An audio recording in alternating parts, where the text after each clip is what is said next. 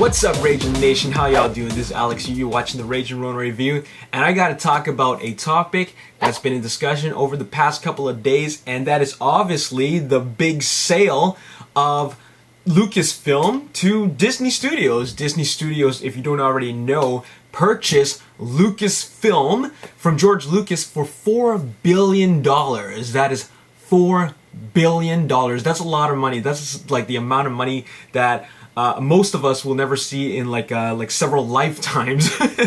So this transaction has obviously been in discussion for a really long time. Well, maybe not a long time, but they've been talking about it for a while. The main thing that I want to talk about is how does this affect us as the audience, as the consumers. And it doesn't really affect us in any way. A lot of people have been making jokes about, oh, they're gonna put Mickey Mouse ears on Darth Vader, or they're gonna make a Minnie Mouse version of Princess Leia, or the personalities of C-3PO and R2-D2 is gonna be like Pluto and Goofy. That stuff is all just jokes. That is not what's going to happen, okay? A lot of people like to joke around about that stuff, and they're saying that Disney is going to dumb down Star Wars. It's not gonna happen, okay? At the end of the day, this is a business decision between two business entities, and it is not a creative decision. It doesn't mean that Disney is going to put their personal touches on the Star Wars franchise. It doesn't mean that. This is a business decision from Disney Studios, just as it was a business decision for Disney Studios to buy out the Marvel library. They did this as an investment. You don't invest $4 billion unless you know you're going to make $12 billion. And you also don't invest $4 billion unless you have $20 billion. You know what I'm saying? And for us as consumers, it changes things a little bit, but it doesn't change things a whole lot. Now, I'm not entirely sure what Lucasfilm consists of, but as far as I know, it is the ability to make more Star Wars films, more Indiana Jones films, the animated series, Skywalker Ranch, Industrial Light and Magic, LucasArts, the video game company, but I'm not really sure about the literature component of it, with the comic books and the novels and the other books, and I'm not sure about the toy and merchandise sales. I'm not sure if the purchase of Lucasfilm from Disney Studios also entitles them to revenues from the toy sales. But as you already know, Lucasfilm is a huge entity. Now let's move on to talking about George Lucas. Why did George Lucas want to do this? Well, the fact is the man is a visionary filmmaker.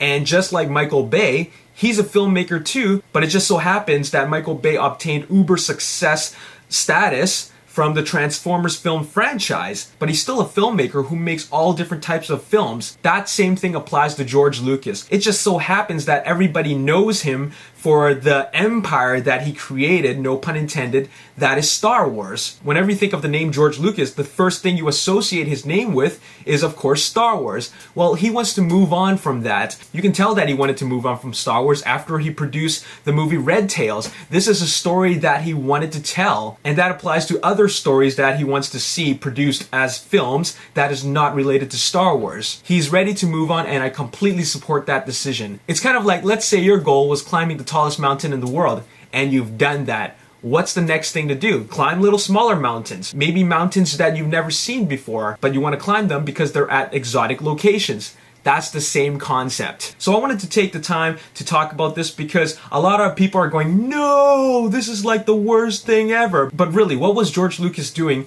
before the sale of Lucasfilm to Disney? He was doing nothing. Well, I wouldn't say nothing, but he wasn't doing a whole lot that we knew about. But let's look at what he really does. If he hasn't been working on the next 3 Star Wars films, what he also does is provide creative consultation for his merchandising. For example, the expanded universe of Star Wars. Let's say that Hasbro wanted to make a new character and they want to make it in a toy format. He would provide the outline of what that character is about, where it came from, how's he related to other characters, and then the toy company can provide a backstory for that character. Or for example, let's say they wanted to make a new comic book series. They would consult with George Lucas and they would ask him, we want to write a comic about that guy who was in the background at the cantina in Star Wars A New Hope. what can we do about that? So he would provide his creative input, and that applies to the video games as well. Knights of the Old Republic, he has some creative input about that. So ultimately, he still is the godfather of Star Wars. He's been providing all that creative input with all these different things that are associated with Star Wars on a more grander scale. Now let's talk about $4 billion. Let me tell you something. It doesn't matter if it's $3 billion, $4 billion, or $5 billion, it does not make a difference. This is a huge amount of money, and really he doesn't need it. It was just an amount that he felt that this company is worth. But whatever it is a huge load off his mind, and he can move on to other things. He wants to start making smaller independent films. And it's not like he needs the money or anything like that. He's been making residual income from all the different things associated with Star Wars. For example, I've mentioned this before, DVD sales, Blu-ray sales, licensing, merchandise sales, the toys, t-shirts, literature, comic books, storybooks, Industrial Light and Magic, Skywalker Sound, the Indiana Jones franchise, LucasArts, the video game company, which is constantly pumping out new video games. So his empire was still making him lots and lots of money. He lives in a quaint house with his wife and kids. He doesn't live that big, flashy Hollywood lifestyle. He was set a long time ago, well before this sale was made. So what is he gonna do with the $4 billion? Well, I just found out he's donating a huge portion of that money to education charity, which is pretty awesome. He was quoted saying something along the lines of that education for our children is the future of the survival of our planet. And that's totally true, and I completely support that. My only comment about the Disney purchase of Lucasfilm is that why did it have to take place and be announced on the same day where Hurricane Sandy nearly wiped out the entire East Coast region of North America? That I felt was a little bit insensitive, especially when we're talking about $4 billion. That is a lot of money that could have been spent on the recovery and rebuilding of the East Coast region. There's a lot of victims and families out there who need that kind of support. And this huge amount of money, this $4 billion, is being exchanged and announced publicly on the worldwide net while people are out there losing their homes, their businesses, their families, and losing everything that they built in a lifetime. And I just felt that, man, this is just not the right time to be talking about this sort of thing. But anyways, that's what I want to comment about that. That's just something that was really unfortunate that happened to take place at the same time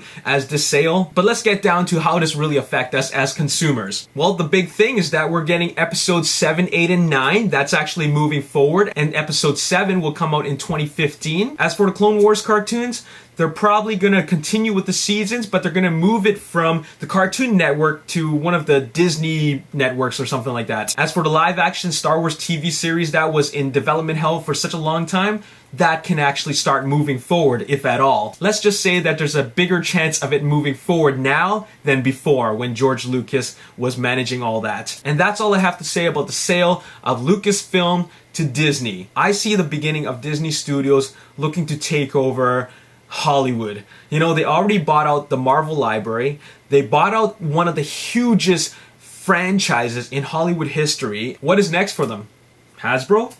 Maybe. They already knew that the Marvel library was a great investment because the trending thing in Hollywood today is comic book movies. And with Star Wars making the amount of money that it already has made, it's time to make some more money. Anyways, at the end of the day, I support George Lucas's decision, and this could be a positive thing for Star Wars fans. I certainly think so, even though some of you guys might disagree. Let me know your thoughts in the comment section below. Oh yeah, by the way, I still have a couple things to talk about with regards to the sale of Lucasfilm to Disney. We got to talk about the movies, and we got to talk about the original trilogy. Is the untouched original trilogy that the fans all want actually coming to Blu-ray? Stay tuned for that video. And if you haven't already placed your pre-order for Ragin Nation t-shirts, email me at raginnation@gmail.com to place your pre-order. It has a limited production run of 100 units, and you're not going to want to miss out on this one. As always, if you enjoyed this video, hit that like button, subscribe to my YouTube channel, like me on Facebook, The Ragin Nation, and also follow me on Twitter at Ragin Nation. My name is Alex, and thanks for watching. I'll see you next time. May the Force be with you. Peace. Maybe he already did the treatment for the entire trilogy, or maybe it's just for episode 7 and he's going to leave the story for 8 and 9 for somebody else to take care of.